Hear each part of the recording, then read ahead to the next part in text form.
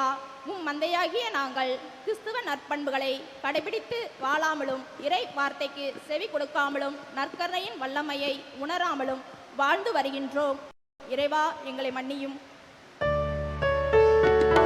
மனம் வருந்தி மனம் திருந்தி உம்மை சரணடைந்தே என்னை ஏற்று நன்மை தருள உம்மை வேண்டுகிறேன். கருணையின் இறைவா, நீர் எமக்கு கொடுத்த குழந்தை செல்வங்களை ஞான காரியங்களில் வழிநடத்தாமல் உலக காரியங்களில் ஈடுபடச் செய்து அவர்களை கண்டித்து திருத்தாத நேரங்களுக்காக இறைவா, உம்மிடம் மன்னிப்பு வேண்டுகின்றோம். மனம் வருந்தி மனம் திருந்தி உம்மை சரணடைந்தே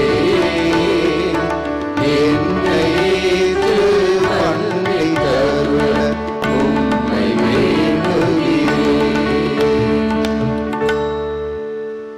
எல்லாம் வல்ல இறைவன் நம்மீது இரக்கம் வைத்து நம் பாவங்களை மன்னித்து நம்மை நிலையான நித்திய வாழ்வுக்கு அழைத்து செல்வாராக. ஆமென்.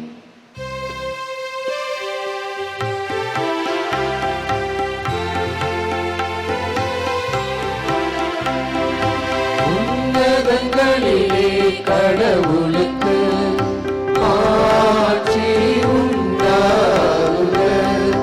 உலகினிலே நல்மனத்தோர்க்கு அமைதியாகுக.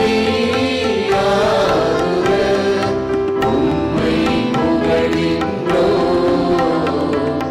உம்மை வாழ்த்துகின்றோம்,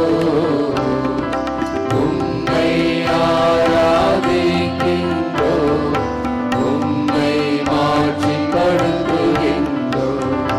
உமது மேலான மாட்சியின் பொருட்டு உமக்கு நன்றி கூறுகின்றோம்.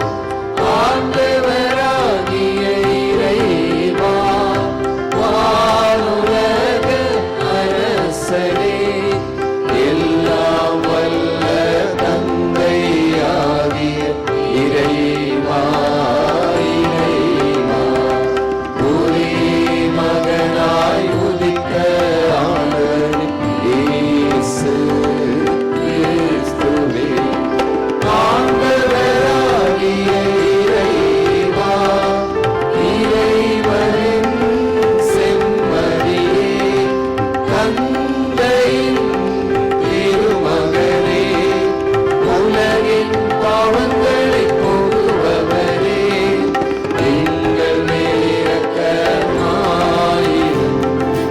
எங்கள் மேல் இரக்கமாயிரும். உலகின் பாவங்களை போக்குபவரே, எங்கள் மன்றாட்டை ஏற்றருளும். தந்தையின் வலப்பக்கம் வீற்றிருப்பவரே, எங்கள் மேல் இரக்கமாயிரும். ஏனெனில் இயேசு கிறிஸ்துவே, நீர் ஒருவரே தூயவர், நீர் ஒருவரே ஆண்டவர், நீர் ஒருவரே உன்னதர். தூய ஆவியாரோடு தந்தையாகிய இறைவன் ஆட்சியில் இருப்பவர் நீரே, ஆட்சியில் இருப்பவர் நீரே.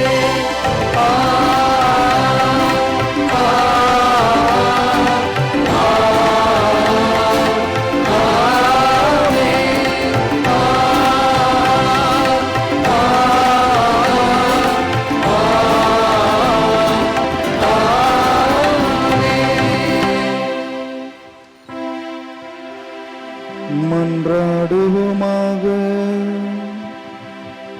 உம்மை எதிர்நோக்கி இருப்போரை பாதுகாப்பவரான இறைவா, உம்மால் அன்றி ஆற்றல் வாய்ந்ததும் புனிதமானதும் எதுவும் இல்லை.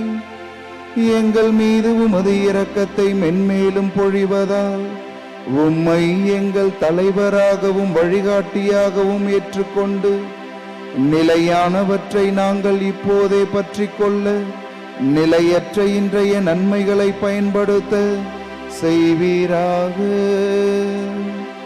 உம்மோடு தூயாவியாரின் ஒன்றிப்பில் இறைவனாய் என்றென்றும் வாழ்ந்து ஆட்சி செய்கின்ற அவர் வழியாகவே உம்மை மன்றாடுகின்றோம்.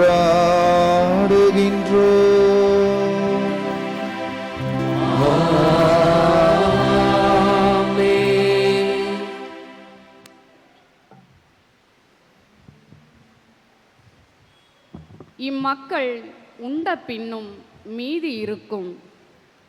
அரசர்கள் 2ஆம் நூலிலிருந்து வாசகம். அதிகாரம் 4, இறை வார்த்தைகள் 42 44 வரை. அந்நாள்களில் பாகால் சாலிசாவை சார்ந்த ஒரு மனிதர் புது தானியத்தில் செய்யப்பட்ட 20 வார்கோதுமை அப்பங்களையும் தம் கோணிப்பையில் முற்றிய தானிய கதிர்களையும் கடவுளின் அடியவரிடம் கொண்டு வந்தார். எலிசா, மக்களுக்கு உண்ண கொடு என்றார். அவருடைய பணியாளன், இந்த 100 பேருக்கு இதை நான் எப்படி பரிமாறுவேன் என்றான். அவரோ, இவற்றை இம்மக்களுக்கு உண்ண கொடு, ஏனெனில் உண்ட பின்னும் மீதி இருக்கும் என்று ஆண்டவர் கூறுகிறார் என்றார். அவ்வாறே அவன் அவர்களுக்கு பரிமாற அவர்கள் உண்டனர். ஆண்டவரது வாக்கின்படி மீதியும் இருந்தது. ஆண்டவரின் அருள்வாக்கு. இறைவனுக்கு நன்றி. நீங்க பாடும் வேண்டிய பதிலுரை. ஆண்டவரே, எல்லா உயிரினங்களின் விருப்பத்தையும் நிறைவேற்றுகின்றேன். ஆண்டவரே, எல்லா உயிரினங்களின் விருப்பத்தையும் நிறைவேற்றுகின்றேன். விருப்பத்தையும் நிறைவேற்றுகின்றேன். ஆண்டவரே, எல்லா உயிரினங்களின் விருப்பத்தையும் நிறைவேற்றுகின்றேன். விருப்பத்தையும் நிறைவேற்றுகின்றேன். ஆண்டவரே, எல்லா உயிரினங்களின் விருப்பத்தையும் நிறைவேற்றுகின்றேன். விருப்பத்தையும் நிறைவேற்றுகின்றேன். ஆண்டவரே, நீர் உருவாக்கிய யாவும் உமக்கு நன்றி செலுத்தும். உம்முடைய அன்பர்கள் உம்மை போற்றுவார்கள். அவர்கள் உமது அரசின் மாட்சியை அறிவிப்பார்கள். உமது வல்லமை பற்றி பேசுவார்கள். ஆண்டவரே, எல்லா உயிரினங்களின் விருப்பத்தையும் நிறைவேற்றுகின்றேன். விருப்பத்தையும் நிறைவேற்றுகின்றேன். ஆண்டவரே, எல்லா உயிரினங்களின் விருப்பத்தையும் நிறைவேற்றுகின்றேன். விருப்பத்தையும் நிறைவேற்றுகின்றேன். எல்லா உயிரினங்களின் கண்களும் உம்மையே நோக்குகின்றன. தக்க வேளையில் நீரே அவற்றுக்கு உணவளிக்கின்றீர். நீர் உமது கையை திறந்து எல்லா உயிரினங்களின் விருப்பத்தையும் நிறைவேற்றுகின்றீர். எல்லா உயிரினங்களின் விருப்பத்தையும் நிறைவேற்றுகின்றீர். ஆண்டவரே, எல்லா உயிரினங்களின் விருப்பத்தையும் நிறைவேற்றுகின்றேன். விருப்பத்தையும் நிறைவேற்றுகின்றேன். ஆண்டவரே, எல்லா உயிரினங்களின் விருப்பத்தையும் நிறைவேற்றுகின்றேன்.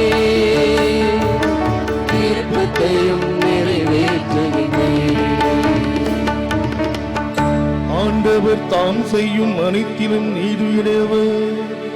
அவர் தம் செயல்கள் யாவும் இரக்க செயல்களே.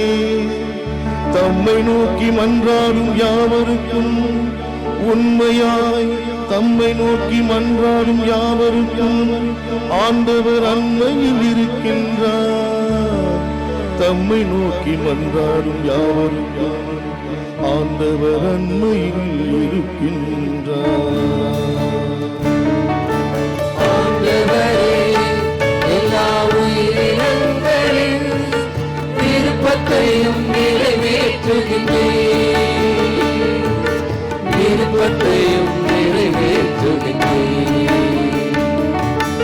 ஆண்டவரே, எல்லா உயிரினங்களின் விருப்பத்தையும் நிறைவேற்றுகின்றேன். விருப்பத்தையும் நிறைவேற்றுகின்றேன்.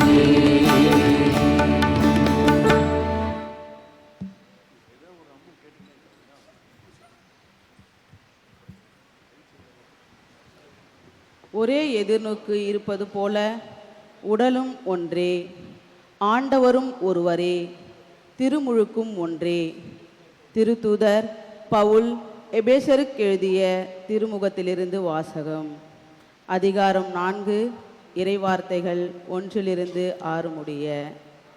சகோதர சகோதரிகளே, ஆண்டவர் பொருட்டு கைதியாக இருக்கும் நான் உங்களை கெஞ்சி கேட்கிறேன். நீங்கள் பெற்றுக்கொண்ட அழைப்பிற்கு ஏற்ப வாழுங்கள். முழு மனத்தாழ்மையோடும் கனிவோடும் பொறுமையோடும் ஒருவரை ஒருவர் அன்புடன் தாங்கி அமைதியுடன் இணைந்து வாழ்ந்து தூய ஆவி அருளும் ஒருமைப்பாட்டை காத்து கொள்ள முழு முயற்சி செய்யுங்கள். நீங்கள் ஒரே எதிர்நோக்கு கொண்டு வாழ அழைக்கப்பட்டிருக்கிறீர்கள். ஒரே எதிர்நோக்கு இருப்பது போல உடலும் ஒன்றே, தூய ஆவியும் ஒன்றே. அவ்வாறே ஆண்டவர் ஒருவரே, நாம் கொண்டுள்ள நம்பிக்கை ஒன்றே, திருமுழுக்கு ஒன்றே. எல்லாருக்கும் கடவுளும் தந்தையுமானவர் ஒருவரே. அவர் எல்லோருக்கும் மேலானவர், எல்லார் மூலமாகவும் செயலாற்றுபவர், எல்லாருக்குள்ளும் இருப்பவர். ஆண்டவரின் அருள்வாக்கு. இறைவனுக்கு நன்றி.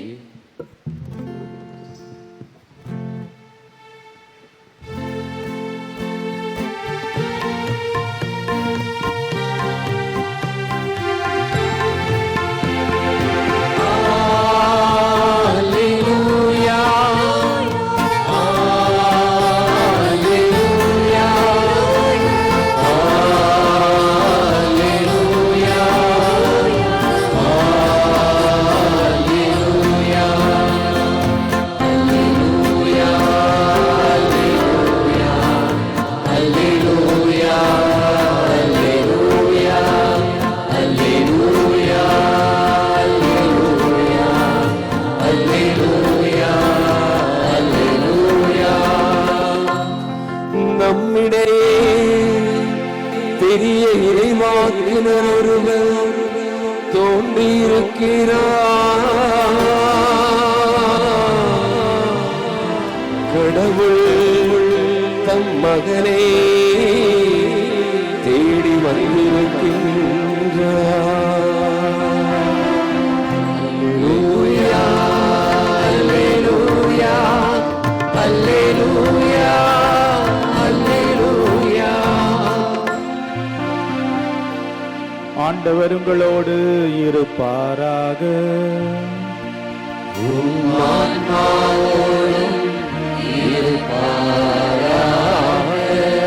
யோவான் எழுதிய தூய நற்செய்தியிலிருந்து வாசகம். ஆண்டவரே, மாட்சி உமக்கே.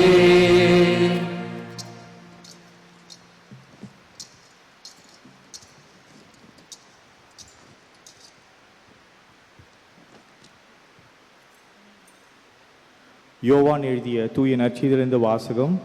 பிரிவு 6, இறை சொற்றொடர்கள் 1-15 முடிய. அக்காலத்தில் இயேசு கலிலேயா கடலை கடந்து மறுகரைக்கு சென்றார். அதற்கு திபேரிய கடல் என்று பெயர் உண்டு. உடல் நலமற்றோருக்கு அவர் செய்து வந்த அரும் அடையாளங்களைக் கண்டு மக்கள் பெருந்திரளாய் அவரை பின்தொடர்ந்தனர். இயேசு மலைமேல் ஏறி தம் சீடரோடு அமர்ந்தார். யூதருடைய பாஸ்கா விழா அண்மையில் நிகழவிருந்தது. இயேசு நிமிர்ந்து பார்த்து மக்கள் பெருந்திரளாய் அவரிடம் வருவதைக் கண்டு, இவர்கள் உண்பதற்கு நாம் எங்கிருந்து அப்பம் வாங்கலாம் என்று பிலிப்பிடம் கேட்டார். தாம் செய்ய போவதை அறிந்திருந்தும் அவரை சோதிப்பதற்காகவே இக்கேள்வியை கேட்டார். பிலிப்பு மறுமொழியாக, 200 தெனாரியத்திற்கு அப்பம் வாங்கினாலும் ஆளுக்கு ஒரு சிறு துண்டு கிடைக்காதே என்றார். அவருடைய சீடருள் ஒருவரும் சீமோன் பேதுருவின் சகோதரருமான அந்திரேயா, இங்கே சிறுவன் ஒருவன் இருக்கிறான், அவனிடம் 5 வார் கோதுமை அப்பங்களும் 2 மீன்களும் உள்ளன, ஆனால் இத்தனை பேருக்கு இவை எப்படி போதும் என்றார். இயேசு மக்களை அமர செய்யுங்கள் என்றார். அப்பகுதி முழுவதும் புல்தரையாயிருந்தது. அமர்ந்திருந்த ஆண்களின் எண்ணிக்கை ஏறக்குறைய 5000.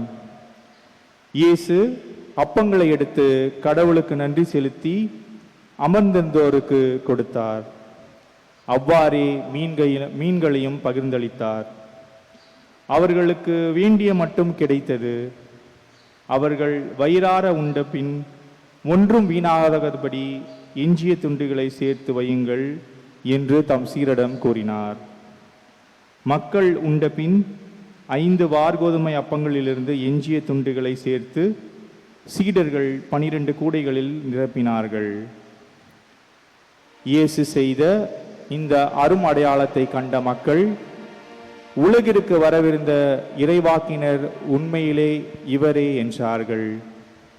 அவர்கள் வந்து தம்மை பிடித்து கொண்டு போய் அரசராக போகிறார்கள் என்பதை உணர்ந்த இயேசு மீண்டும் தனியாய் மலைக்கு சென்றார்.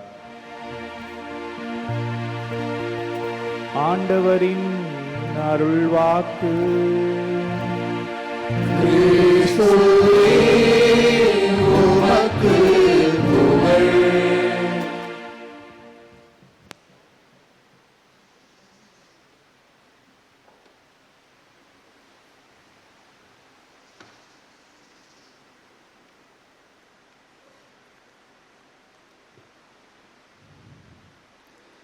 இறையேசுவில் பிரியமானவர்களே, நல்லா இருக்கிறீங்களா?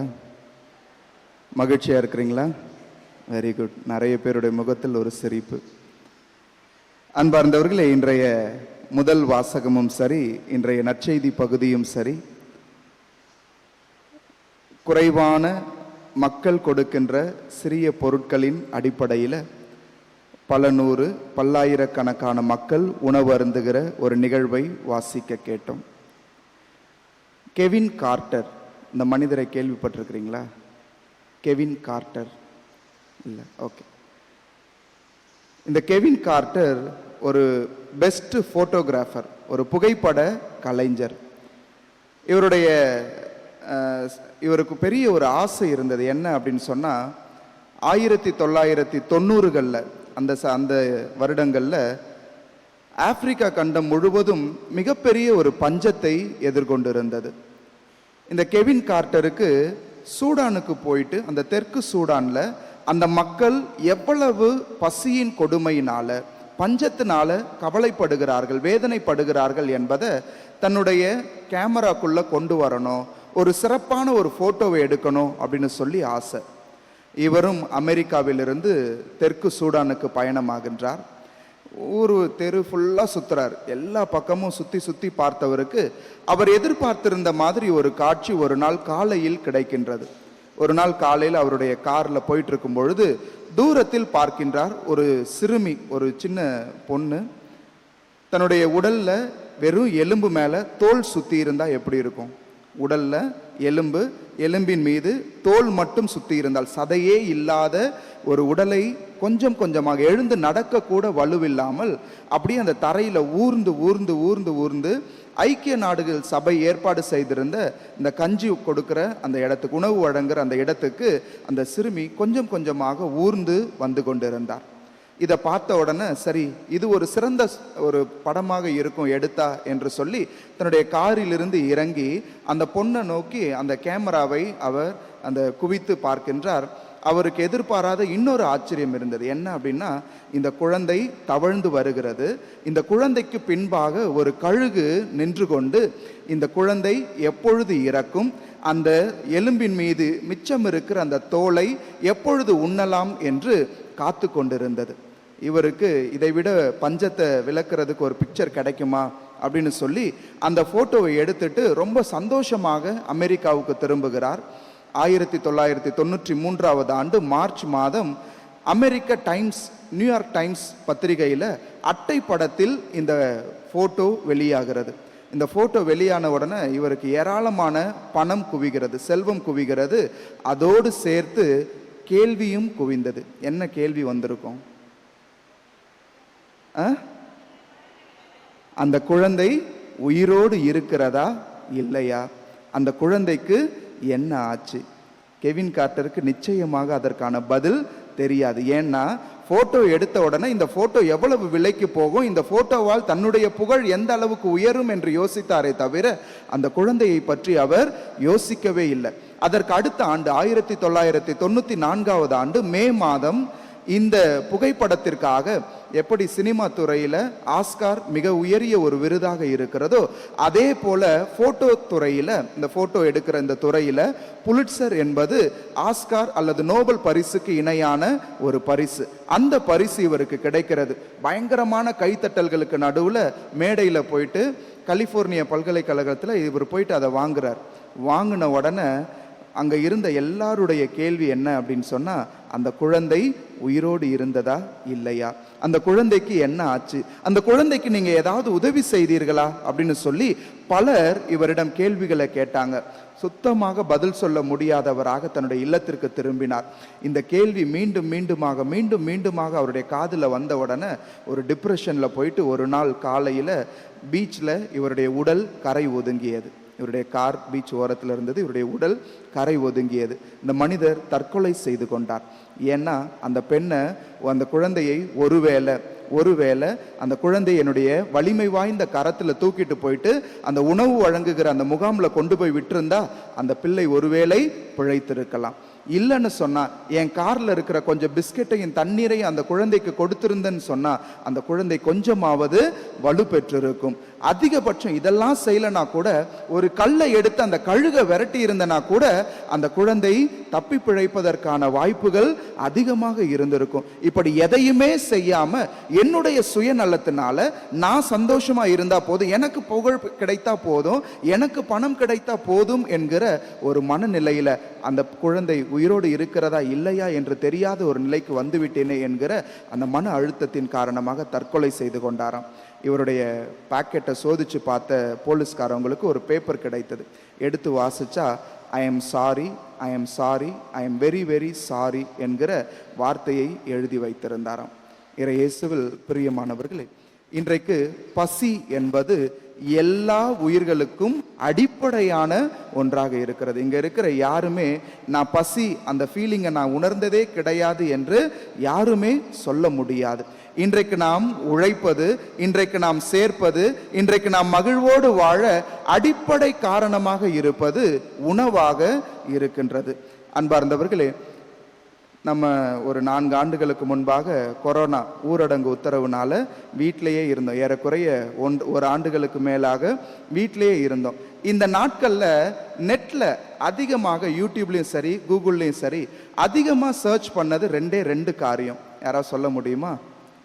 என்ன சர்ச் பண்ணியிருந்திருப்பாங்க? அதிகமான மக்கள் சர்ச் பண்ணது, தேடியது. Very good. ஒன்று, எப்படி சமைக்கலாம், புதுசா இந்த லாக்டவுனை சிறப்பாக மகிழ்வாக செலவிட என்ன செய்யலாம் அப்படின்றதுக்கு புதிதாக உணவுகள் சமைப்பது எப்படி அப்படின்ற வீடியோவை அதிகமான பேர் பார்த்துருக்குறாங்க. 2வது என்ன தெரியுமா? ரெண்டாவது என்ன தெரியுமா? எப்படி உடலை குறைப்பது. ஒன்று எப்படி சாப்பிடுவது, ரெண்டாவது என்னன்னா எப்படி உடலை குறைப்பது. என் உடலை ஸ்லிம்மா வச்சுக்கணும்னா என்ன செய்யறது அப்படின்னு சொல்லி பலர் தேடினார்களாம். கலிபோர்னியா சயின்டிஸ்ட் அவர்கள் ஆய்வுல சொல்றாங்க, மனிதன் தன்னுடைய வாழ்நாள்ல தன்னுடைய எடையை விட 16 மடங்கு அதிகமாக உணவை உட்கொள்ளுகிறான். குதிரை 8 மடங்கு தான், அதனுடைய எடையில 8 மடங்கு தான் உணவை உட்கொள்ளுமா. ஆனா மனிதன் தன்னுடைய வாழ்நாள்ல தன்னுடைய எடையை விட 16 மடங்கு அதிகமாக உணவை உட்கொள்ளுகிறான். சராசரியாக, குறைந்தபட்சம் சொல்லுகிறான், சராசரியாக உட்கொள்ளுகிறானாம். இன்றைக்கு ஆண்கள்ல 41%, பெண்கள்ல 55% தான் கரெக்டா இல்லை, ஃபிட்டா இல்லை, நான் ரொம்ப ஃபேட்டா இருக்கிறேன் அப்படின்ற ஒரு உணர்வோட வாழ்ந்துட்டு இருக்கிறாங்களாம். இன்றைக்கு இந்த கருத்து கணிப்புகள் எல்லாம் நமக்கு சொல்வது ஒரே ஒரு காரியம்தான். இன்றைக்கு மனிதன் உணவிற்காக உழைக்கின்றான். அந்த உணவு மிதமிஞ்சி போகிற பொழுது, அளவிற்கு அதிகமாக போகிற பொழுது, தன்னுடைய வாழ்நாளில் இந்த உணவை எப்படி குறைத்து கொள்ளலாம் என்பதில் தான் மனிதனுடைய சிந்தனை போகிறது. இறை இயேசுவில் பிரியமானவர்களே, இன்றைய முதல் வாசகத்தில் நீங்கள் பார்த்தீங்க அப்படின்னு சொன்னால், இறைவாக்கினர் எலிசா, இவர் இறைவாக்கினர் எலியாவுடைய சீடராக இருந்து மிகப்பெரிய ஒரு இறைவாக்கினராக மாறியவர். எலியாவினுடைய உளப்பாங்கை கொண்டிருந்தவர். அவரை விட 2 மடங்கு அற்புதங்கள், அதிசயங்களை தன்னுடைய வாழ்க்கையில செய்தவர். அரசர்கள் 2வது நூலில் 4வது 5வது அதிகாரத்தை பார்த்தீங்கன்னா இவர் செய்த பல புதுமைகள் கொடுக்கப்பட்டிருக்கும்.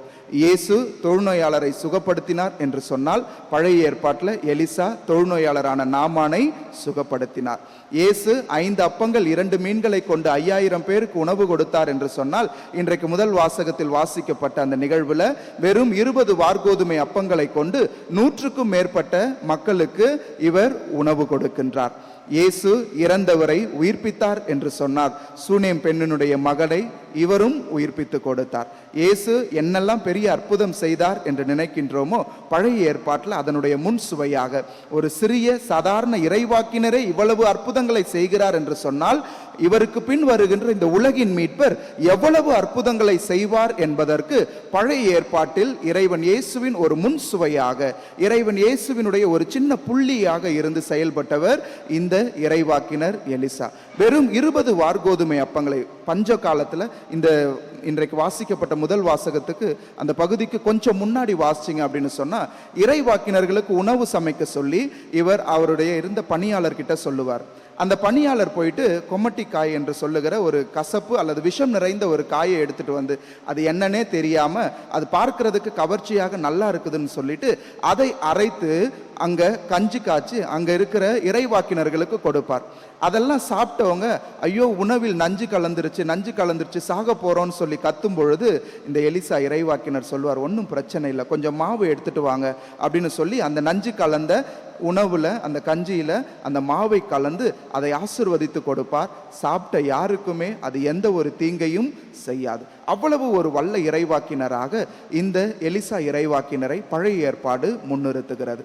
இன்றைய நற்செய்தி வாசகத்துல பார்த்தோம்னா, ஒரு சின்ன புள்ளியே இவ்வளவு செய்ய முடியும் என்று சொன்னால், இவர்களுக்கெல்லாம் காரணராக இருக்கின்ற இயேசு கிறிஸ்து இன்னும் எவ்வளவு செய்வார் என்பதை இன்றைய நற்செய்தி பகுதி நமக்கு வெளிப்படுத்துகிறது. 4 நற்செய்தியிலே இடம்பெற்றிருக்கிற ஒரே ஒரு அற்புதம் எது என்று சொன்னால், இந்த 5000 பேருக்கு உணவு கொடுக்கிற இந்த நிகழ்வு.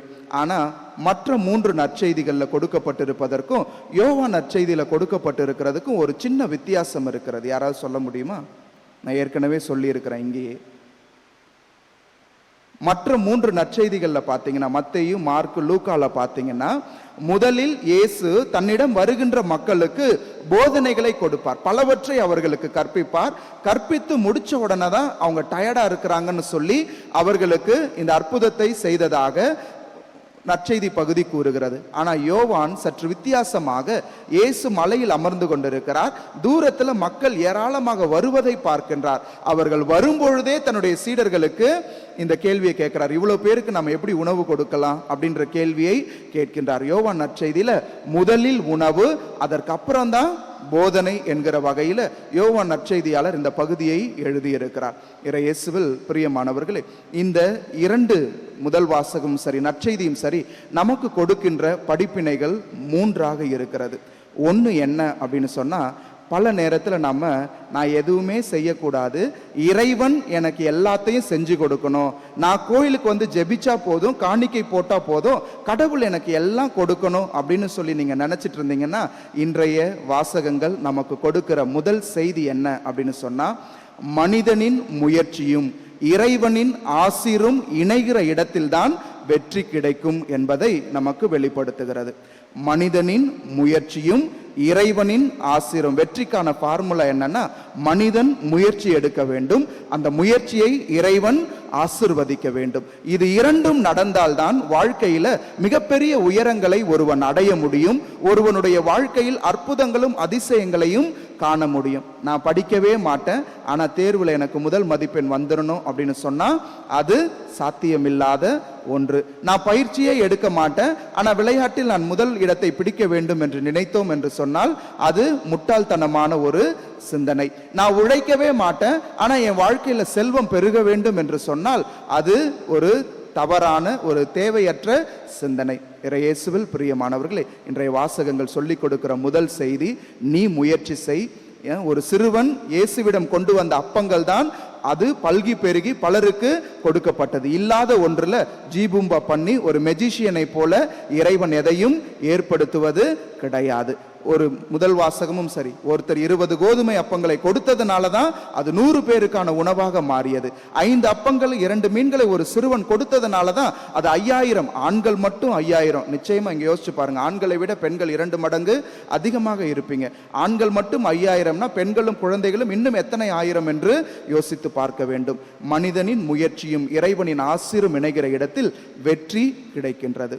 இரண்டாவது, இந்த உலகில் இருக்கிற மிகப்பெரிய பிரச்சனையான இந்த பசி, இந்த உணவு இல்லாத காரணத்திற்கு அடிப்படை என்ன அப்படின்னு சொன்னா, இந்த உலகில் போதிய பொருட்கள் இல்லை என்பது அர்த்தம் அல்ல, மாறாக பகிரக்கூடிய மனநிலையில் மனிதன் இல்லை என்பதுதான் அர்த்தம். இந்த உலகின் ஒரு சில பணக்காரர், விரல் விட்டு எண்ணக்கூடிய அளவில் இருக்கிற ஒரு சில பணக்காரர்களிடம் 45 நாடுகளுக்கு இணையான சொத்துக்கான பணம் இருக்கிறது, செல்வம் இருக்கிறது என்று சொல்லுகிறாங்க. அப்ப இந்த உலகில் இருக்கிற தீமைகளுக்கு காரணம் என்பது, உலகில் இல்லை, பொருட்கள் இல்லை, என் பசிக்கு தேவையான பசியை ஆற்றக்கூடிய அளவிற்கு உணவு இல்லை என்பது அர்த்தம் இல்லை, மாறாக உணவை இருப்பதை பகிர்ந்து கொள்ளக்கூடிய மனம் மனிதனிடம் இல்லை என்பது அர்த்தமாகிறது. அப்போ நம்மிடம் இருக்கிற சிறியவற்றை மற்றவர்களோடு பகிர்ந்து கொள்ளுகிற பொழுது அது இறைவனால் ஆசிர்வதிக்கப்பட்டு பெரிய காரியங்களாக மாறும். பல நேரத்தில் நம்ம யோசிக்கிறோம், நான் கொடுக்கிற இந்த சின்ன பொருள்னால, நான் செய்யற இந்த சின்ன உதவியினால என்ன மாற்றம் வரப்போகிறது அப்படின்னு சொல்லி யோசிச்சோம்னா, சிறிய அப்பமும் மீனும் தான் 5000 பேருக்கு மேல உணவாக வந்தது என்பதை நாம் மனதில் இருத்த வேண்டும். நாம் செய்கின்ற சிறு சிறு உதவிகள், நாம் பகிர்கின்ற சிறு சிறு பணமோ, நாம் பகிர்கின்ற நம்மிடம் இருக்கிற நேரமோ, எதை வேண்டுமானாலும் நாம் கொஞ்சம் பகிர்ந்தா போதும், அது கடவுளால் ஆசீர்வதிக்கப்பட்டு பெரிய மாற்றங்களை இந்த உலகிலே கொண்டு வரும். மூன்றாவது இன்றைய 2ஆம் வாசகம் நமக்கு கொடுக்கிற அழைப்பு என்ன அப்படின்னு சொன்னா, இயேசுவில் பிரியமானவர்களே, திருமுழுக்கின் வழியாக இந்த உலகில் இருக்கிற எல்லோரும் நம்முடைய சகோதர சகோதரிகளாக இருக்கிறார்கள். நமக்கு இறைவன் ஒருவராக இருக்கிறார்.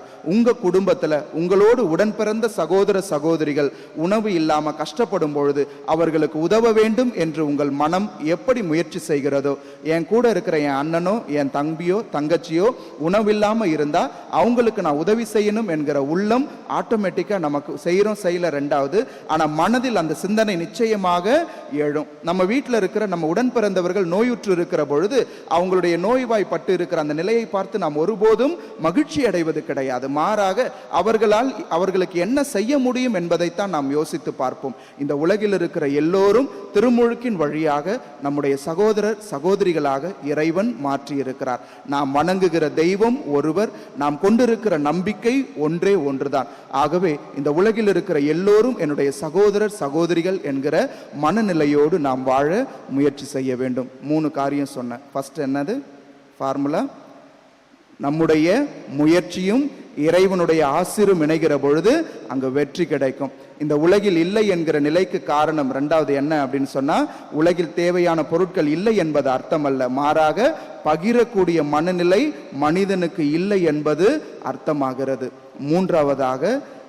மூன்றாவதாக நாம் வணங்குகிற இறைவன் ஒன்று, நாம் கொண்டிருக்கிற நம்பிக்கை ஒன்று, நாம் பெற்றிருக்கிற திருமுழுக்கு ஒன்று. ஆகவே இந்த உலகில் இருக்கிற எல்லோரும் நம்முடைய சகோதர சகோதரிகள். இந்த உலகில் இருக்கிற பசியை போக்க வேண்டும் என்று சொன்னால், இந்த உலகில் எல்லோரும் உணவு உண்டு நிறைவோடு வாழ வேண்டும் என்று சொன்னால், பகிரக்கூடிய மனநிலை மனிதனுக்கு இருந்தால் மட்டுமே அது சாத்தியமாகும் என்பதை மனதில் இருத்தியவர்களாக பகிரக்கூடிய மனநிலையை இறைவன் நம் ஒவ்வொருவருக்கும் தர இத்திருப்பலியிலே நாம் தொடர்ந்து ஜெபிப்போம். ஆமென்.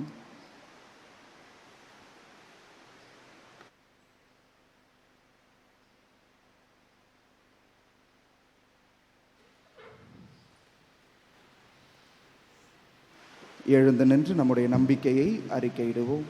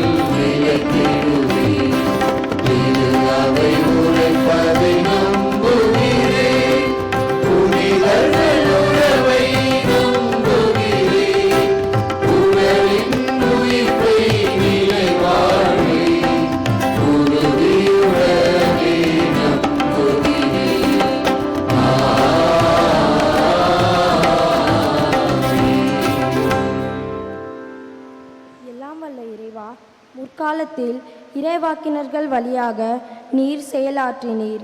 இன்றைய திரு அவையின் தலைவர்கள் புதிய ஆற்றலோடு உமது பணியினை செய்ய வேண்டிய ஞானத்தை அவர்களுக்கு நிறைவாக பொழிய வேண்டும் என்று இறைவா உம்மை மன்றாடுகின்றோம். எங்கள் மன்றாட்டை கேட்டருளும். எம் ஆற்றல் ஆனவரே இறைவா, எம் குடும்பங்களிலும் சமூகத்திலும் வாழுகின்ற முதியோரை ஆசீர்வதித்து காட்டருளும். உடல் நோய், கவலை, தனிமை, புறக்கணிக்கப்பட்ட நிலை, மனக்குழப்பம் முதலியவற்றால் துயருறும் தாத்தா பாட்டிகளை உம் திருக்கரத்தினால் தொட்டு குணமாக்கி உடல் மன ஆரோக்கியம் தந்து காத்திட வேண்டுமென்று இறைவா உம்மை மன்றாடுகிறோம். ஆண்டவரே, எங்கள் மன்றாட்டை கேட்டருளும். அன்பின் ஆண்டவரே இயேசுவே, அன்று பல்லாயிரக்கணக்கான மக்களுக்கு அற்புதமான வகையில் உணவளித்தீரே. உலகமெங்கும் பசியாலும் பிணியாலும் வாடும் மக்களை காத்தருள வேண்டும் என்று இறைவா உம்மை மன்றாடுகின்றோம். ஆண்டவரே, எங்கள் மன்றாட்டை கேட்டருளும். தூயவரே என் இறைவா, நாங்கள் பெற்றுக்கொண்ட அழைப்புக்கேற்ப வாழ்க்கையை நடத்த வேண்டும் என்ற வேண்டுகோளை புனித பவுலின் வழியாக கேட்ட நாங்கள் இறைவனின் சொந்தமான மக்கள் என்ற உன்னதமான மேன்மையை உணர்ந்து அதற்கேற்ற தூய வாழ்க்கை வாழ வேண்டும் என இறைவா உம்மை மன்றாடுகின்றோம். ஆண்டவரே, எங்கள் மன்றாட்டை கேட்டருளும். கரங்களை குவித்து கண்களை மூடி நம் ஒவ்வொருவருடைய தனிப்பட்ட தேவைகளுக்காக இந்த நேரத்திலே ஜெபிப்போம். குதிரையோ யுத்த நாளுக்காக ஆயுத்தமாகலாம், ஆனால் வெற்றி கிடைப்பது கடவுளுடைய அருளால் என்று நீதிமொழிகள் புத்தகத்திலே வாசிக்கின்றோம். பல்வேறு முயற்சிகளை நாம் வாழ்வில் முன்னேற எடுக்கலாம். நான் எதையாவது செய்தால் என் வாழ்க்கையில் முன்னேறிவிட மாட்டேனா என்கிற ஏக்கம் நம் ஒவ்வொருவருடைய வாழ்விலும் இருக்கிறது. பல்வேறு முயற்சிகளை நாம் மேற்கொள்ளுகின்றோம். நம்முடைய முயற்சிகளில் இறைவனுடைய ஆசீர் இணைகிற பொழுது, கடவுளுடைய அருள் இணைகிற பொழுது நாம் எடுக்கின்ற எல்லா முயற்சிகளும் வெற்றி அடைகிறது. திருப்பாடல் 37:5 வாசிக்கின்றோம், உன் வழிகளை ஆண்டவரிடம் ஒப்படைத்து விடு, அவரையே நம்பியிரு, அவர் உன் சார்பாய் செயலாற்றி உனக்கு வெற்றியை அருள்வார் என்று. நம்முடைய வழிகள் அனைத்தையும், நாம் எடுக்கின்ற எல்லா முயற்சிகளையும் கடவுள் ஆசிர்வதிக்க, நம்மிடம் இருக்கின்ற திறமைகள் சிறிதாக இருந்தாலும் அதை கடவுள் ஆசிர்வதித்து பன்மடங்காக பெருகச் செய்ய இந்த நேரத்திலே நாம் ஜெபிப்போம். குறிப்பாக நம்முடைய குடும்பத்தில் இருக்கின்ற குழந்தைகள், நல்ல ஒரு எதிர்காலத்திற்காக போராடி கொண்டிருக்கிற இளையோர் இளம் பெண்களை இறைவன் ஆசிர்வதிக்க இந்த நேரத்திலே ஜெபிப்போம். அன்பே உருவான இறைவா, இதோ இந்த காலை பொழுதிலே உம்முடைய திரு பிரசன்னத்தை நோக்கி உம்முடைய திருப்பீடத்தை நாடி வந்திருக்கிற அந்த மக்கள் ஒவ்வொருவரையும் நீர் ஆசிர்வதிப்பீராக. பல்வேறு தேவைகளை, ஏக்கங்களை, எதிர்பார்ப்புகளை மனதில் சுமந்தவர்களாக வாழ்க்கையிலே வெற்றி பெற, வாழ்க்கையிலே ஒரு உயர்ந்த நிலையை அடைய போராடி கொண்டிருக்கிற இவர்கள் ஒவ்வொருவரையும் ஆசிர்வதியும் ஆண்டவரே. எடுக்கின்ற எல்லா முயற்சிகளையும் உம்முடைய கரங்களில் ஒப்பு கொடுக்கிறோம் ஆண்டவரே. நீர் எங்கள் சார்பாக செயலாற்றி எங்களுக்கு வெற்றியை அருள்வீராக. அன்பு ஆண்டவரே, இதோ பகிரக்கூடிய அந்த மனநிலையை நீர் எங்களுக்கு நிறைவாய் தருவீராக. எங்களிடம் இருப்பதை, தேவைக்கு அதிகமாக இருப்பதை, நாங்கள் தேவையின்றி சேர்த்து வைத்திருப்பதை, இல்லாதவரோடு பகிர்ந்து வாழக்கூடிய அந்த மனநிலையை, அடுத்தவர்களுடைய குறைகளை கண்டு அவர்களை இகழ்கின்ற மனநிலையை அல்ல, மாறாக அவர்களுக்காக இறங்குகின்ற அந்த மனநிலையை இங்கு இருக்கிற எங்கள் ஒவ்வொருவருக்கும் நீர் தருவீராக. இந்த உலகிலே பசியின்றி பிணியின்றி மக்கள் மகிழ்வோடு வாழ எங்களால் இயன்ற உதவிகளை எங்களோடு வாழுகின்ற மற்ற மனிதர்களுக்கு செய்ய தேவையான மனநிலை மாற்றத்தை இங்கு இருக்கிற எங்கள் ஒவ்வொருவருக்கும் தந்தரலும். இந்த உலகில் இருக்கிற எல்லோரும் இறைவனுடைய பிள்ளைகள், நாங்கள் அனைவரும் ஒரே குடும்பத்தினர் என்கிற அந்த உணர்வை எங்களில் நீர் ஆழமாக விதைப்பீராக. அன்பு ஆண்டவரே, இதோ நோய் நொடியோடு இங்கு வந்திருக்கிற ஒவ்வொருவரையும் ஆசிர்வதிப்பீராக. நல்ல உடல் சுகத்தோடு வாழக்கூடிய பாக்கியத்தை எங்களுக்கு தந்தரலும் ஆண்டவரே. இன்னும் எங்கள் மனதின் ஆழத்தில் வேறு என்னென்ன மன்றாட்டுக்கள், கருத்துக்கள், தேவைகள் இருக்கிறதோ அவை அனைத்தையும் தேவனாகிய கர்த்தர் நீர் அறிந்திருக்கிறீர் தகப்பனே. அவை அனைத்திற்கும் எங்களுடைய வாழ்விலே பதிலளித்து, வாழ்விலே எங்களுடைய அருள் வாழ்விலும் சரி, எங்களுடைய பொருள் வாழ்விலும் சரி, பல்வேறு முன்னேற்றங்களை நாங்கள் காண நீர் உதவுவீராக. இந்த மன்றாட்டுக்களை எல்லாம் எங்கள் ஆண்டவராகிய கிறிஸ்து வழியாக உம்மை பார்த்து மன்றாடுகின்றோம். அமர்வோம். காணிக்கை பாடல்.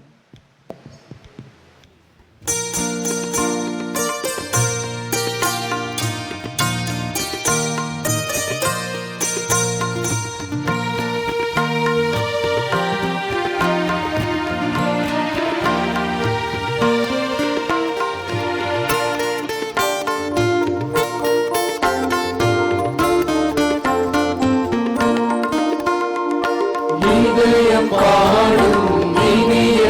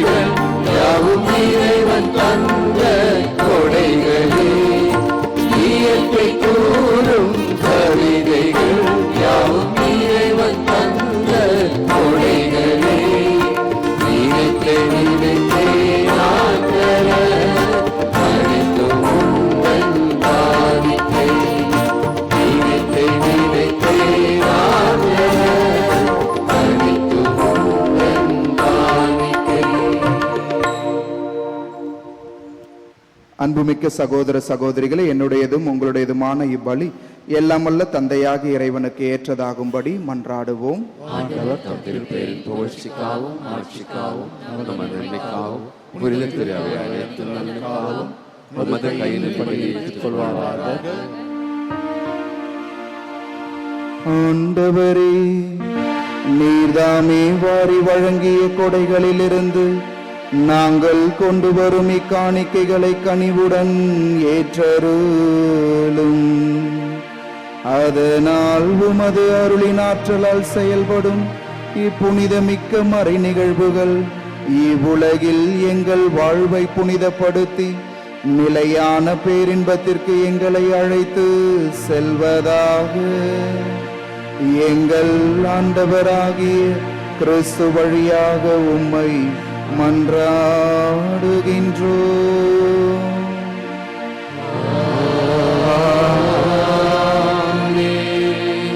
ஆண்டவர் உங்களோடு இருப்பாராக.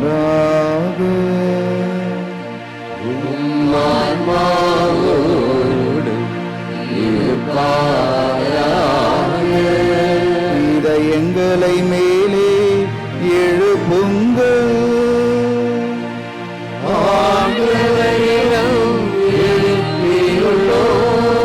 நம் இறைவனாகிய ஆண்டவருக்கு நன்றி கூறுவோம்.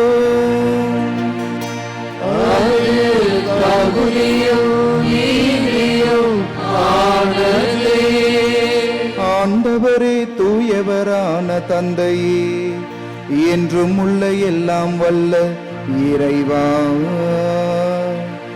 என்னாலும் எவ்விடத்திலும் நாங்கள் உமக்கு நன்றி செலுத்துவது மெய்யாகவே தகுதியும் நீதியும் ஆகும்.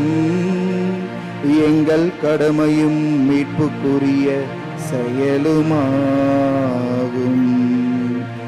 ஏனெனில் நீர் உலகு அனைத்தையும் படைத்தீ, காலங்களின் மாற்றங்களையும் முறைப்படுத்தினீ, உமது சாயலில் மனிதரை உருவாக்கினீ, இவ்வுலகின் வியத்தகு பொருள்கள் எல்லாவற்றையும் அவர்களுக்கு பணிய வைத்தீ. இவ்வாறு அவர்கள் உமது படைப்புகள் அனைத்தின் மீதும் உமது பதிலாள்களாக ஆட்சி செலுத்தவும், உமது செயல்களின் மேன்மையை கண்டு உம்மை இடையராது புகழ்ந்தேத்தவும் எங்கள் ஆண்டவராகிய கிறிஸ்து வழியாக செய்தருளினீ. ஆகவே நாங்கள் வானதூதர் அனைவரோடும் சேர்ந்து உம்மை புகழ்ந்தேத்தி அக்களித்து கொண்டாடி ஒரே மனதோராய் ஆர்ப்பரித்து பாடுவதாவது: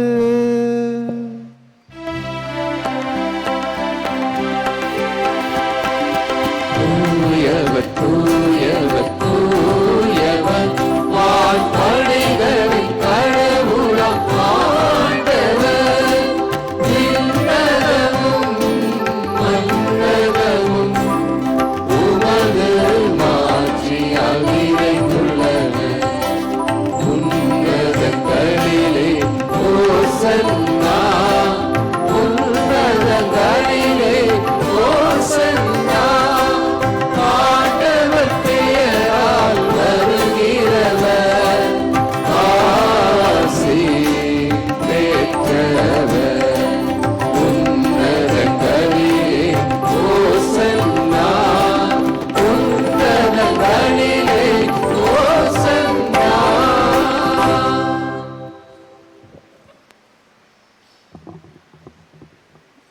ஆண்டவரே, நீர் மெய்யாகவே தூயவர், தூய்மை அனைத்திற்கும் ஊற்று. ஆகவே உம்முடைய ஆவியை பொழிந்து இக்காணிக்கைகளை தூய்மைப்படுத்த உம்மை வேண்டுகின்றோம். இவ்வாறு எங்கள் ஆண்டவர் இயேசு கிறிஸ்துவின் உடலும் இரத்தமுமாக எங்களுக்கு இவை மாறுவனவாக. அவர் பாடுபட உளம் கனிந்து தம்மை கையளித்த போது அப்பத்தை எடுத்து நன்றி செலுத்தி அதை பிட்டு தம் சீடர்களுக்கு அளித்து அவர் கூறியதாவது, அனைவரும் இதிலிருந்து பெற்று உண்ணுங்கள், ஏனெனில் இது உங்களுக்காக கையளிக்கப்படும் என் உடல்.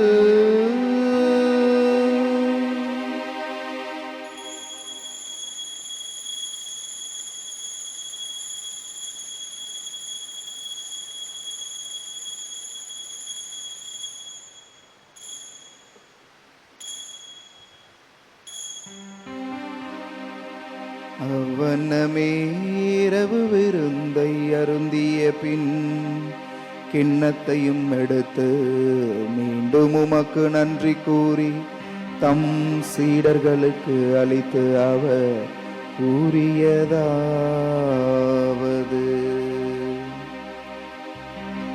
அனைவரும் இதிலிருந்து பெற்று பருகுங்கள், ஏனெனில் இது புதிய நிலையான உடன்படிக்கைக்கு உரிய என் இரத்தத்தின் கிண்ணம். இது பாவ மன்னிப்புக்கென்று உங்களுக்காகவும் பலருக்காகவும் சிந்தப்படும். இதை என் நினைவாக செய்யுங்கள், இதை என் நினைவாக செய்யுங்கள்.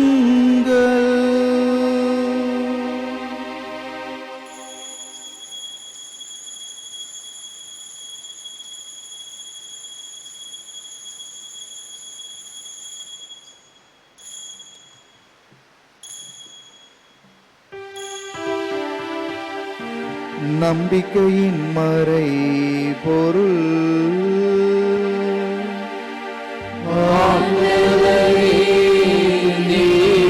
வருமளவும் உமது இறப்பினை அறிக்கையிடுகின்றோம், உமது உயிர்ப்பினையும் எடுத்துரைக்கின்றோம்.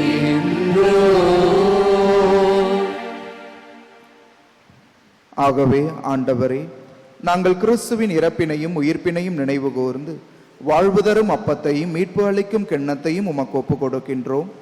உம் திருமுன்னின்று உமக்கு ஊழியம் புரிய தகுந்தவர்கள் என எங்களை ஏற்றுக்கொண்டீர். எனவே உமக்கு நன்றி செலுத்துகின்றோம். மேலும் கிறிஸ்துவின் உடலிலும் இரத்தத்திலும் பங்கு கொள்ளும் எங்களை தூய ஆவியார் ஒன்று சேர்க்க வேண்டுமென உம்மை தாழ்மையுடன் மன்றாடுகின்றோம். ஆண்டவரே, உலகெங்கும் பரவியிருக்கும் அது திரு அவையை நினைவு கூர்ந்தருளும். எங்கள் திருத்தந்தை பிரான்சிஸ், எங்கள் பேராயர் ஜார்ஜ் ஆண்டகை, எல்லா திருநிலையினர் ஆகிய அனைவரோடும் உமது திரு அவை அன்பில் நிறைவு பெறச் செய்தருளும். உயிர்த்தெழும் எதிர்நோக்குடன் துயில் கொள்ளும் எங்கள் சகோதரர் சகோதரிகளையும் இறந்தோர் அனைவரையும் இரக்கத்துடன் நினைவு கூர்ந்து உமது திருமுக ஒளியினுள் ஏற்றருளும். எங்கள் அனைவர் மீதும் இரக்கமாயிரும். கடவுளின் கன்னித்தாயான புனித மரியா, அவருடைய கணவரான புனித யோசேப்பு, புனித திருத்தூதர்கள், இவ்வுலகில் உமக்கு உகந்தவராய் இருந்தோர் ஆகிய புனிதர் அனைவருடனும் நாங்கள் நிலை வாழ்வில் பங்கு கொள்ளும் தகுதி பெற்று உம் திருமகன் இயேசு கிறிஸ்து வழியாக உம்மை புகழ்ந்தேத்து மரம் அருள உம்மை மன்றாடுகின்றோம்.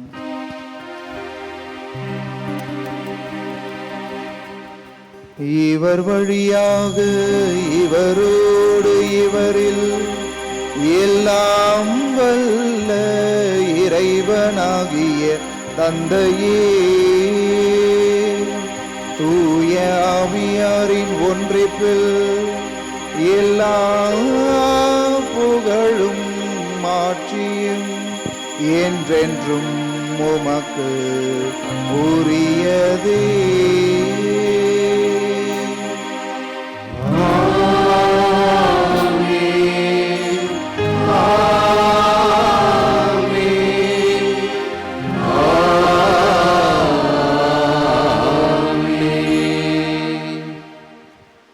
மீட்பரின் கட்டளையால் கற்பிக்க பெற்று இறைபடிப்பினையால் பயிற்சி பெற்ற நாம் துணிந்து பாடுவோம். உலகில் இருக்கிற எங்கள் தந்தையே, உமது பெயர் தூயது என போற்றப் பெறுக. உமது ஆட்சி வருக. உமது திருவுளம் விண்ணுலகில் நிறைவேறுவது போல மண்ணுலகிலும் நிறைவேறுக. எங்கள் அன்றாட உணவை இன்று எங்களுக்கு தாரும். எங்களுக்கு எதிராக குற்றம் செய்வோரை நாங்கள் மன்னிப்பது போல எங்கள் குற்றங்களை மன்னியும்.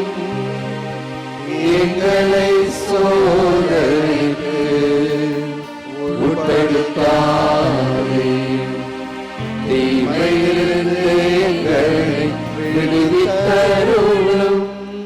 ஆண்டவரே, தீமை அனைத்திலுமிருந்து எங்களை விடுவித்து எங்கள் வாழ்நாளில் அமைதியை கனிவுடன் அருள உம்மை மன்றாடுகின்றோம்.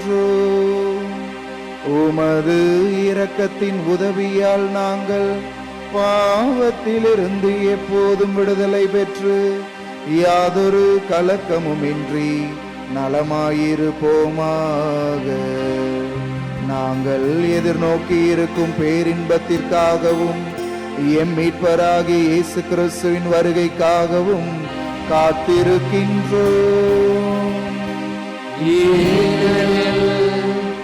ஆட்சியும் வல்லமையும் மாட்சியும் என்றென்றும் உமதே. ஆண்டவரே இயேசு கிறிஸ்துவே, அமைதியை உங்களுக்கு விட்டு செல்லுகிறேன், என் அமைதியை உங்களுக்கு அளிக்கிறேன் என்று உமது திருத்தூதர்களுக்கு மொழிந்தீரே. எங்கள் பாவங்கள் குற்றங்கள் குறைகளை பாராமல் உமது திரு அவையின் நம்பிக்கையை கண்ணோக்கி உமது திருவுளத்திற்கு ஏற்ப எங்களுக்கு அமைதியையும் ஒற்றுமையையும் அளித்தருள்வீராக. என்றென்றும் வாழ்ந்து ஆட்சி செய்கின்றவர் நீரே. ஆண்டவருடைய அமைதி உங்களோடு என்றும் இருப்பதாக. ஒருவருக்கொருவர் கிறிஸ்துவின் அமைதியை பகிர்ந்து கொள்வோம்.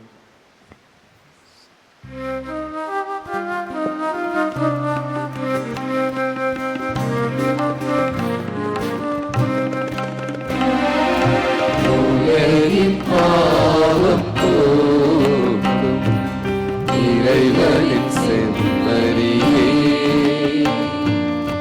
எம்மேல் இரக்கம் வையும். உலகின் பாவம் போக்கும் இறைவனின் செம்மறியே, எம்மேல் இரக்கம் வையும்.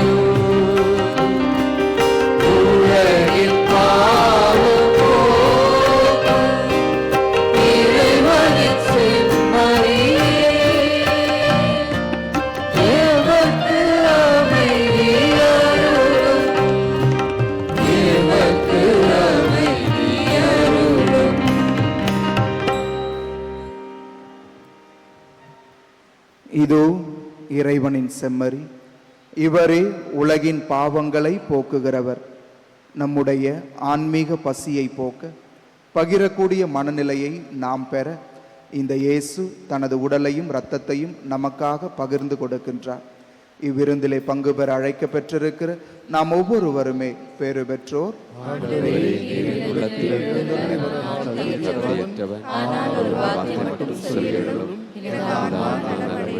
கிறிஸ்துவின் திருவுடலும் திரு ரத்தமும் நம்மை பாதுகாத்து நமக்கு நிலை வாழ்வு அளிப்பதாக. அன்பிற்கினியவர்களே, இது நற்கருணை வழங்கும் நேரம். தகுதியுள்ள கத்தோலிக்க கிறிஸ்தவர்கள் மட்டும் முன்வந்து பெற்றுக்கொள்ளவும், மற்ற மத சபைகளை சார்ந்த சகோதர சகோதரிகள் இருக்கும் இடத்திலேயே அமர்ந்து இறைவனை வேண்டுங்கள். நன்றி. Dear brothers and sisters, now it is time for receiving Holy Communion. We request only the Roman Catholics who have prepared themselves to take part worthily to come and receive the Holy Communion. The others kindly remain in your place and worship the Lord in silence. Thank you.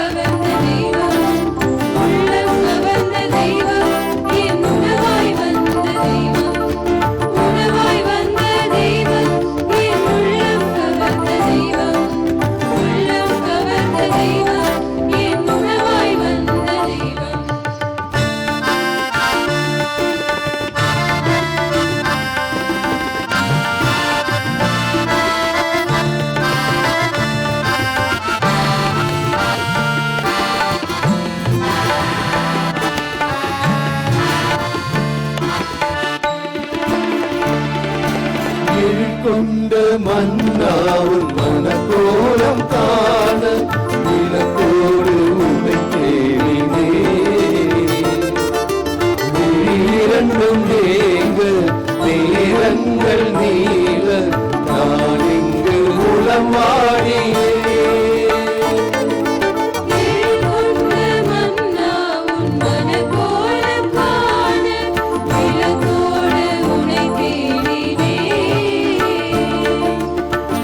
இரண்டு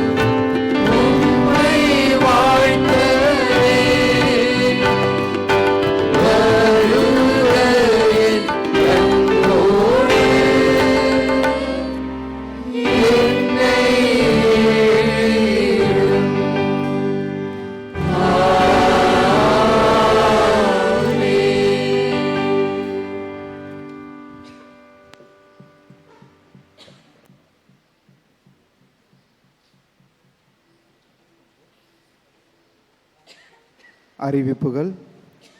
இன்று பொது காலத்தின் 17வது ஞாயிறு.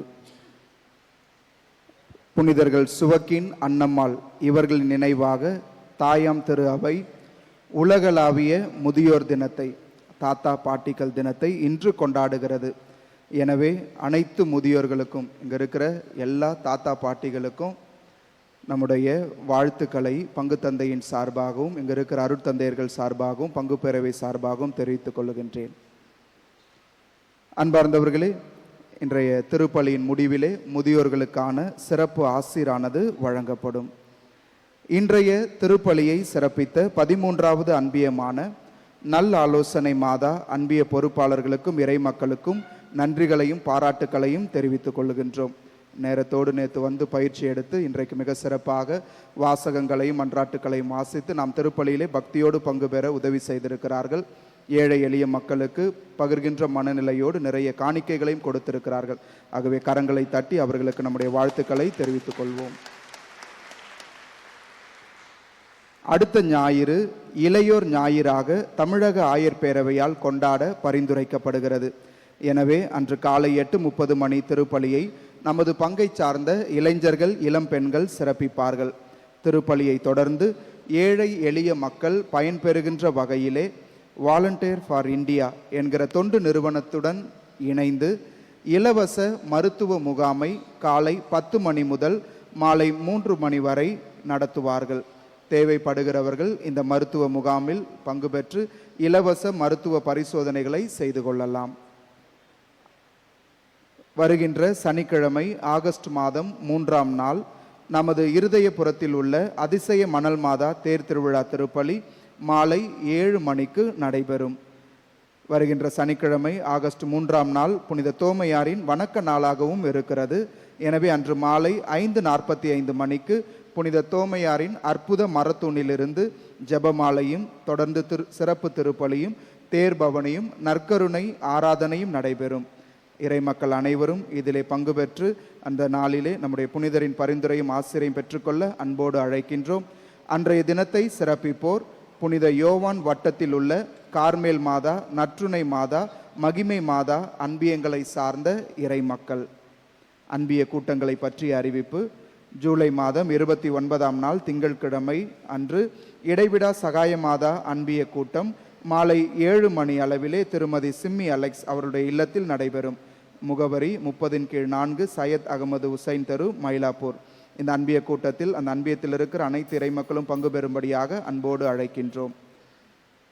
வருகின்ற August மாதம் 4ஆம் நாள் அடுத்த ஞாயிற்றுக்கிழமை நமது பங்கில் உள்ள 10, 11, 12ஆம் வகுப்பு மறைக்கல்வி மாணவ மாணவியர்களுக்கு சிறப்பு தியானம் ஏற்பாடு செய்யப்பட்டுள்ளது.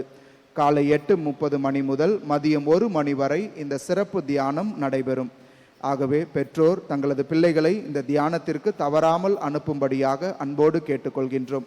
இந்த சிறப்பு தியானத்திற்கு மதிய உணவு வழங்க விருப்பமுள்ள ஈகையாளர்கள் உதவி பங்கு தந்தையை அணுகவும். ஆர்வமுள்ள மருத்துவ மாணவர்களுக்கான வாய்ப்பை வழங்குவதற்காக நமது உயர்மறை மாவட்டத்தில் உள்ள ஜேடி அகாடமி ஆஃப் எக்ஸலன்ஸ் ஜெடாக்ஸ் மற்றும் எடுப்ளோர் கன்சல்டன்சி உடன் இணைந்து ஆகஸ்ட் 10ஆம் நாள் மாலை 4:30 மணி அளவில் சாந்தோமில் உள்ள ஜெடாக்ஸ் முதன்மை மையத்தில் ஒரு இணைய வழி கருத்தரங்கை நடத்தவிருக்கிறது. மேலும் இதை பற்றிய தகவலை அறிந்து கொள்ள இதிலே பங்கு பெற ஜெடாக்ஸ் அலுவலகத்தை அணுகவும். இந்த வார புனிதர்கள் 29/7/2024 வருகின்ற திங்கட்கிழமை புனிதர்கள் மார்த்தா மரியா லாசர் நினைவு. 31ஆம் தேதி புதன்கிழமை அருட்பணியாளரான லொயோலா நகர் புனித இஞ்ஞாசியார் நினைவு. 1ஆம் தேதி வியாழன் ஆயரும் மறை வல்லுநருமான புனித அல்போன்ஸ் மரிய லிகோரி நினைவு. இறைவனின் ஆசீர் பெற எழுந்து நிற்போம்.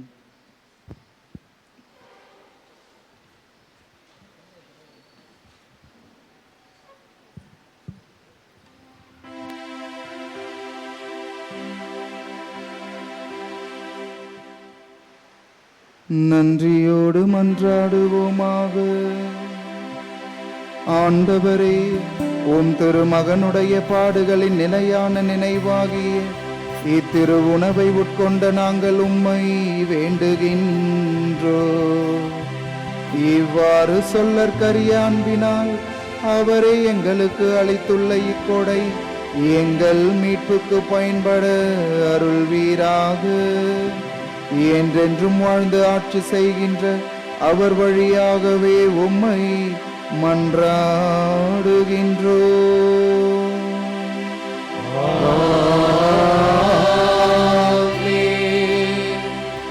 இங்கிருக்கின்ற முதியோருக்கான தாத்தா பாட்டிகளுக்கான சிறப்பு ஆசீர். ஆண்டவர் உங்களோடு இருப்பாராக.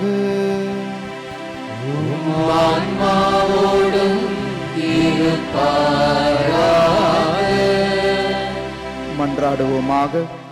என்றென்றும் வாழும் எல்லாம் வல்ல இறைவா, நாங்கள் வாழ்வதும் இயங்குவதும் இருப்பதும் உம்மிலேதான். இங்கிருக்கிற அனைத்து முதியோர்களுக்கும் தாத்தா பாட்டிகளுக்கும் நீடிய வாழ்வை தந்தீர். இவர்கள் நம்பிக்கையிலும் நற்செயல்களிலும் நிலைத்திருக்க செய்தீர். எனவே உமக்கு நன்றி கூறி உம்மை போற்றுகின்றோம். ஆண்டவரே, இவர்கள் தம் உற்றார் உறவினரின் பரிவன்பால் ஆறுதல் பெறவும், உடல் நலத்தால் மகிழவும், நோயால் மனந்தளராதிருக்கவும் அருள் கூறும். இவ்வாறு உமது ஆசிர்வாதத்தால் இவர்கள் புதுப்பிக்க பெற்று தங்கள் முதுமை காலத்தில் உம்மை புகழ்ந்தேத்துவதில் ஈர்க்கப்படுவார்களாக. எங்கள் ஆண்டவராகிய கிறிஸ்து வழியாக உம்மை மன்றாடுகின்றோம். ஆமென். சிறப்பு ஆசிருக்காக தலை வணங்குவோம். ஆண்டவராகிய இயேசு கிறிஸ்து உங்களை பாதுகாக்க உங்களோடு இருப்பாராக. ஆமென். அவர் உங்களை வழிநடத்த உங்கள் முன்னும் உங்களை திடப்படுத்த உங்களுக்கு பின்னும் இருப்பாராக. ஆமென். அவர் உங்களை கனிவுடன் கண்ணோக்கி ஆசிர்வதித்து ஆதரிப்பாராக.